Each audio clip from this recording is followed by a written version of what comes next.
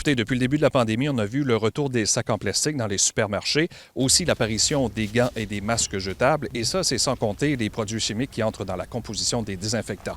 Et si ça continue, la COVID-19 risque donc de laisser des traces sur l'environnement, selon le comité ZIP Rive-Nord de l'Estuaire. Oui, on répond à une crise sanitaire, mais on va venir répondre à une autre crise, c'est-à-dire on va voir de plus en plus les masques peut-être aérés, tout comme les sacs de plastique. Puis un masque, ça peut prendre jusqu'à 500 ans avant qu'il se dégrade.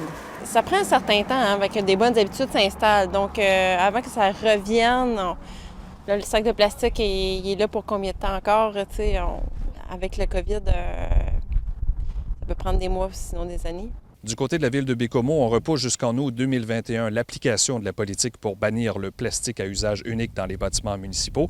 Cette réglementation devait entrer en vigueur dès cet été.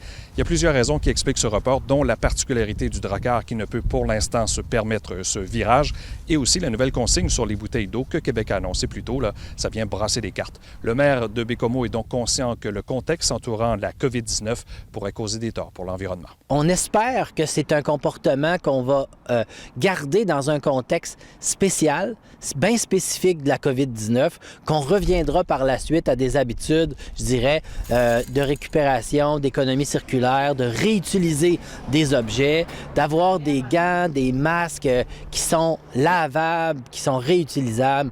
Le maire affirme que les élus ont toujours la volonté de bannir le plastique à usage unique des bâtiments municipaux, même que cette politique a déjà commencé dans certains d'entre eux.